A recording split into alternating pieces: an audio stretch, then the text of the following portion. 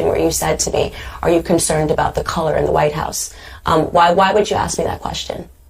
Because you speak about black issues. No, but why would you ask me that? But let's get to really the nucleus of this. Why did you ask me that question today? Because I'm why did you feel that I needed to be perspective. Concerned about that? Because you're bringing a whole group of young African-American leaders to the White House. Okay, so this is something that I talk about often, is that in many ways, white liberals don't realize that you put on that, the racism and the conversations that we have. So you're saying I'm a racist? You haven't let me finish my statement. You keep cutting me off. Go ahead. Okay? The emphasis that you place is always on having a discussion about race. Okay? You guys are insistent on having a conversation about race and telling us that we should see, and implying that we should see race everywhere, and I don't agree with that. In this memorable interview, Crystal Ball and Buck Sexton sit down with Candace Owens and Charlie Kirk to discuss an upcoming conservative event for young African Americans. The discussion quickly escalates into a heated debate when Ball crosses a sensitive racial boundary. Although this interview happened some time ago, it marked a significant moment for Candace Owens. Charlie Kirk and Turning Point were actively promoting their event in Washington, D.C., aimed at supporting and empowering young black conservatives. The conversation started amicably, but Crystal Ball's increasingly provocative questions quickly turned it into a contentious discussion about African American conservatism. Can I just first ask, what is this event, and what are we going to be seeing the next couple of days here in D.C.? You know, we had received so much interest over a period of time in this sort of youth black conservative movement, and it felt like we really wanted to harness the power and the opportunity and invite everyone to D.C., first and foremost, to bring them to conservative ideas. A major hurdle that the black community faces is not having the resources to get to different ideas and sort of being locked inside of a bubble. And having them listen to speakers that they perhaps haven't heard before, Dr. Ben Carson, Larry Elder, people who are routinely mocked in our community. So this is the first ever opportunity to do that in D.C., and we're really excited that it's happening this weekend. In the past, the conversation was almost so intellectual that it was hard for people to digest and process and to understand. And because the left had won the culture war, it was easy for them to mock them, you know, to see a skit where perhaps Dr. Ben Carson or Dr. Condoleezza Rice are being mocked. And I think I'm a little more of a fighter, definitely in terms of starting my channel on YouTube and wanting it to be colloquial and wanting it to feel familiar, like you were talking to your brother and sister, and sort of taking back some of the turf that was lost on the culture war by making fun of people on the left in the same way that they make fun of us. I think that sort of helped bridge the gap and make people more interested in having the discussion. Does it bother you that there's no prominent African Americans in the White House itself? Do you think that's important? Jerron, Dr. Ben Carson's part of the executive branch. That's not true. You know that's not true. Well, within the White House itself. Jerron is an executive with Jared Kushner. What is his role? He's a DAP, which is a Deputy Assistant to the President of the United States, which is a top tier. So that's not true. You know, who are other individuals in the White House? Well, I want to go back and answer your question. So one thing that we always speak when we speak to conservatives about is we have to stop believing in this illusion that because somebody is black, they represent my interests. We learned that lesson via Barack Obama. I mean, he was in the White House for 8 years and didn't do much for the black community. So I'm not interested in the color of people's skin. So I'm interested in what they do and what they accomplish. I'm really interested in your perspective here. Yeah. So to you having, like, you don't look at, you know, it is an administration that has more white men than past administrations have had. Yeah, but that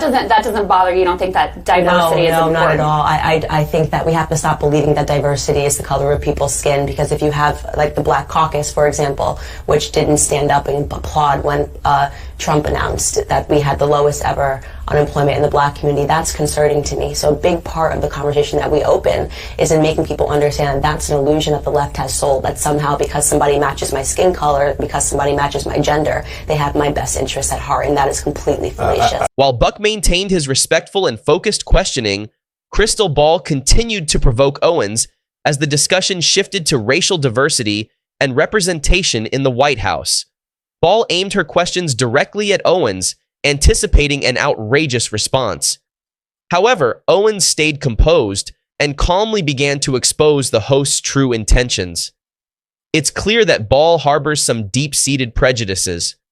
Crystal made a significant blunder by criticizing the number of white men in office, assuming Candace Owens would agree simply because she's black. Crystal mistakenly thought this was a strong point in the debate. Candace won't forget this misstep, and by the end of the video, she'll hold Crystal accountable. Also, as you watch the following clips, notice how Candace remains poised and composed throughout. while Crystal's facade of interest and politeness starts to crumble.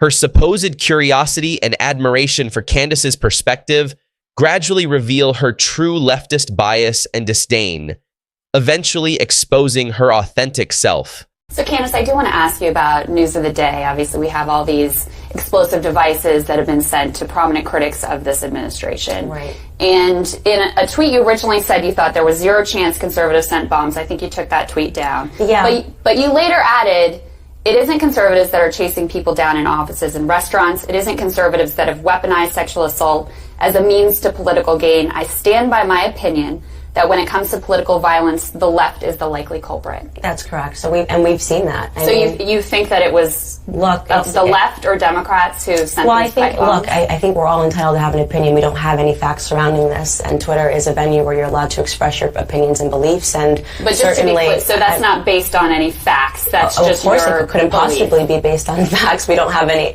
evidence other than the fact that they're investigating it. But I'll go to Candace's. I do want to finish this by just saying that it is my belief, when you take a look at the conversation, the things that have gone on, and the increasing violence that's gone on, it has purely been a leftist tactic to stall things, delay the administration, and to fearmonger. So, as a matter of opinion, I do believe that when we get to the resolution, the bottom of this, and we do have facts, we're going to say that this is orchestrated by the left, but by no means is that opinion rooted in any proof, because we don't have anything yet to go off of. I could certainly point to Charlottesville. I could point to other acts that happen. I could point to Dylan Roof. I mean, there's certainly acts of violence that have come down. But do you see how far back you have to go to do that? Charlottesville? That's literally starting at the beginning of his administration. Look at all of the things that have gone on. I don't want to have this debate, because ugliness can come from both sides. No, I'm just saying that you brought it up. I do want to ask you, though. Just answering the question. I mean, you've got a big platform. I do. Right? And you have a powerful voice. Thank you. And kudos to you for creating that. Thank you. How do you view the responsibility that comes with that? I view the responsibility of just being a person that maintains my ability to have an opinion, that I express an opinion, and no means that I say that I have just found the facts and this is related. Yeah. And I always reserve the right. You said there's 0% chance. Yeah. I said I'm going to go out and say that there is a 0% chance that this was sent by conservatives. I find all the things that are going on, the caravan of illegals, the packages that are being sent, Brett Kavanaugh's confirmation. And just to clarify, you think the caravan too was organized by Democrats? I find it to be incredibly suspicious timing, so that they are meant to get to the border on the day of the election. Again, this is not rooted in fact, but you do have to understand I am very much entitled to my opinion, and Twitter is my platform. Candace, I have one more. Just one more here, because I wanted to get to know you before you came on, and I'm really interested in your perspective, because I think you're a fascinating person. Thank you. When Ball began bringing up Owens's controversial tweets, the talk show quickly turned into a shouting match. Kirk and Buck tried to calm things down and prevent the argument from escalating, but Ball continued with her provocative questions, which seemed to be driven by a personal vendetta. As the tension grew, Buck tried to reason with his co-host and clarify Owens' point, but it was in vain. Ball attempted to stay composed, but when Owens responded, Ball couldn't help but interrupt and defend herself, knowing she was wrong. Instead of backing off, Ball doubled down, leading to a heated exchange until the network had to cut the interview. This kind of journalism is really disappointing, and unfortunately, all too common today. It's frustrating to see mainstream journalists pull up old tweets to try and discredit someone, misrepresenting their words for a cheap gotcha moment rather than having a genuine conversation. Now, watch as Candace skillfully dismantles Crystal's arguments, showcasing her superior debating skills after Crystal tries yet another cheap tweet tactic. There was another tweet that said, the Democratic Party is comprised of racist white liberals. That is correct. Am I a racist white liberal? Well, let's go back. And let's say, I will say this, that many people in the party are not aware of their own racism. Let's go back to an early part of this conversation where you said to me, are you concerned about the color in the White House? Why would you ask me that question? Because you speak about black issues. No, but why would you ask me? Well, let's get to really the nucleus of this. Why did you ask me that question today? Because why did you feel that I needed to be concerned about that?